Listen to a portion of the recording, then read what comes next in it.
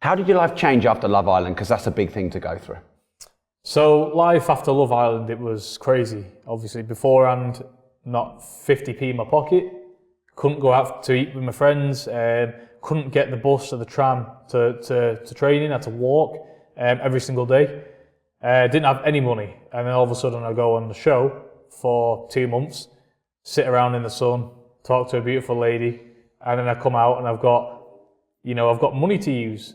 People know my name. I'm walking down the street, I'm recognised, and it's a whole different light. I'm walking in the Traff Centre as I've done since I've been a little lad, but this time, you're getting flooded for pictures and autographs and stuff like that. It's a crazy life, but I always keep my feet on the ground. I know where I've come from, and I know it can go just as quick as it came. So you can't be this guy who thinks he's the man, who thinks he's the dog's bollocks, because you ain't. We're all blood and bone, and that's what people forget sometimes. I'm just a kid out of Salford trying to do the best that he can in life, and I've had a good break. I'm trying to make the most of it, and that's that. I think that's why even three years on from the show, people still, with me and Molly, are really intrigued on what we're getting up to. And the pictures and autographs are still there because we're just so real. We're not trying to be a pretentious couple, who's above anybody else. Me and Molly are the same, are the same people as everyone else in the world. We have the same relationships. We argue, we bicker, all that sort of stuff. It's normal stuff. We're not any different than anybody else. I think that's what people really take a liking to. But life after Love Island, it's amazing. I thank God, like I said, every single day that I can wake up and live the life that I do. But again, you have to keep working hard. You've got to keep making the right moves. And that's hard in itself. But I'm blessed to have a family like I do around me. Tyson, he's been through all this. Still is going through it, obviously, on a much higher level. And I can always go to him if I'm stuck for advice. My dad is always there. He's lived a roller coaster life. He's lived about 10 lives in one. So he's always there for great advice. So I believe, I'm going to keep on doing well, keep on making the right moves, and keep on showing everybody that anything can be achieved. Was it that thing that people sometimes talk about whereby you're in there and you're out and you look at your phone and you've got 2 million Instagram followers and you had like 22 before you went in? Does it literally blow your life up like that? Yeah, I remember coming out of Love Island and, the final had just happened and, everything went off air and Love Island was done. And the next day, we was in a hotel and we got given our phones back. And I was like, oh, thank God, I can make a call to my mother now, my father, and let them know I'm all right and whatnot, and I'm coming home.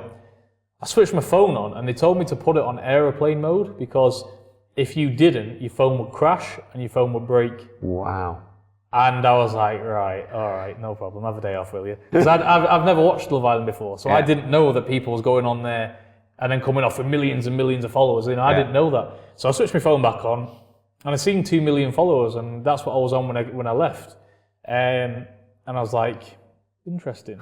And it didn't really hit me for a good while. It hit me when I got off the plane back in Stansted at the airport, when there was probably 10,000 people at the airport screaming, some crying, and it's like Elvis Presley, the fifth member of the Beatle band walking down the street, and it's absolutely crazy. But again, you can't let it go to your head. Yeah. You can't, because you'll fall off yourself.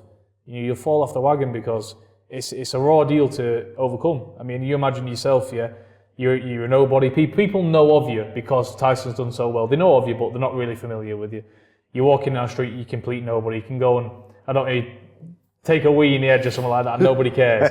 And all of a sudden you come out, and it's like Elvis Presley's just been reborn. It's crazy, and you've got to get your head around it, but I believe you've got to have the right people and the right family around you to get you through that, and that's exactly what I've had. And the fact that I'm not trying to hide anything, and I'm just a normal man, it's great, but I'm still the same guy.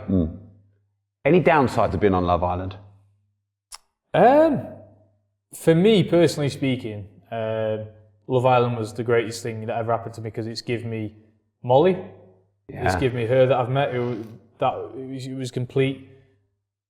I didn't think it was going to happen. It's given me Molly. It's given me my first child on the way. And I've got nothing bad to say about Love Island. It's an amazing show. It's an amazing process. And for the type of guy that I am, there's no downsides to it because I've got very thick skin. And I was brought up doing interviews from 10, 12 years old, being in the boxing world, getting criticised there. You'll never do anything, it's just your brother who's good, you can't fight. So I had thick skin from an early age. So, comments and stuff like that, it doesn't hurt me. And that's probably the biggest thing that people, suffer with after coming out of Love Island because, of the criticism that they receive. But with me, that was never an issue because I didn't care. As long as my family thought I was a good guy, my missus and God, I didn't really care what anybody else thought about me. I live my life for me. And if you can, shut off the comments and the negativity and not care what people are saying about you, you'll go on the show, you'll thoroughly enjoy it, and you'll come off the show a happy man or a happy woman. I believe the show has no downsides. Yeah, you're in the public eye a lot, and you're okay with that, are you? Yeah, and life's not your own as much. But at the end of the day, you can't have it all. I'm amazed. Me and Molly live the life that we live. We're genuinely the happiest people every day because of that. But apart from that, we've got nothing to hide. That's why me and Molly were not really bothered about being in the public eye, because we have nothing to hide. You could literally leave a mic on us and cameras recording all day long, every single day of the year, and we wouldn't be holding anything back. We'd just be the normal people that we are. And that's why being in the public eye doesn't matter for us, because we've got nothing to hide. Hey, quick, before you go, if you want to watch the full, raw, uncut version of this episode in detail, no holds barred, you can watch it here. But before you go, make sure you like this video, subscribe to the channel, and turn the notification bell on.